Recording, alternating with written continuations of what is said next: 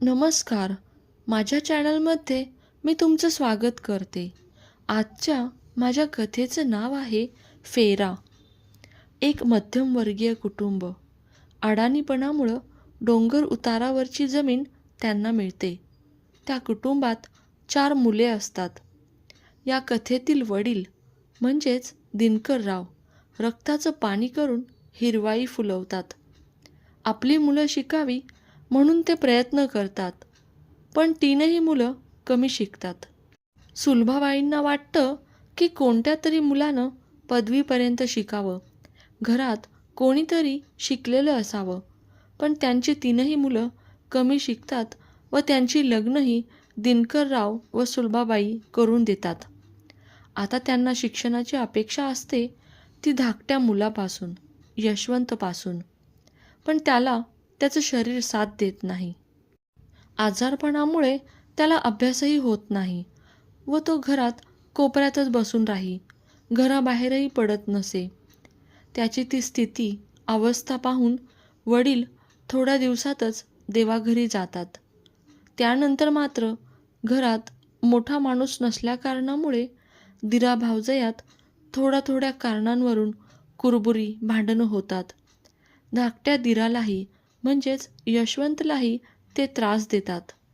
त्याचे भाऊही त्याला त्रास देतात.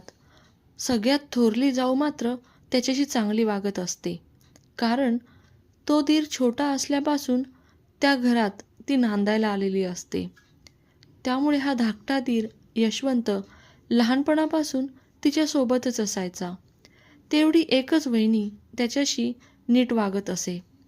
ह्या भांडणामुळे, किरकिरीमुळे, यशवंताच्या या खालावलेल्या प्रकृतीमुळे मनाने खचून जाऊन त्याची आई तीही देवाघरी जाते.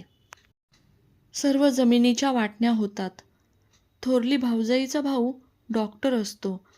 तिच्या भावाच्या ट्रीटमेंटमुळे यशवंतची तब्येत सुधारते. यशवंत डॉक्टरचे म्हणजेच त्या सगळ्यात मोठ्या वहिनीच्या भावाचे पैसे पोटाला चिमटा काढून भरतो, पण त्याची जमीन तो विकत नाही. काही दिवसातच पुस्तकांच्या दुकानात तो कामावर लागतो. पुस्तके इकडून तिकडे पोचवायची तो कामे करतो व कालांतराने रात्रशाळा शिकून पैसे साचवून स्वतःचं पुस्तकाचं दुकान थाटतो. तेव्हा त्याच्या शेजारी राहणारी बालमैत्रीण त्याच्या दुकानात येते. तिलाही वाचनाची आवड असते. थोड्याच दिवसात तो तिला लग्नाची मागणी घालतो. तीही त्याला होकार देते. दोघांचा सुखाचा संसार सुरू होतो. मी शेअर केलेली कथा तुम्हाला कशी वाटली? आवडली तर माझ्या चॅनलला तुम्ही लाईक, शेअर, सबस्क्राईब करा. धन्यवाद.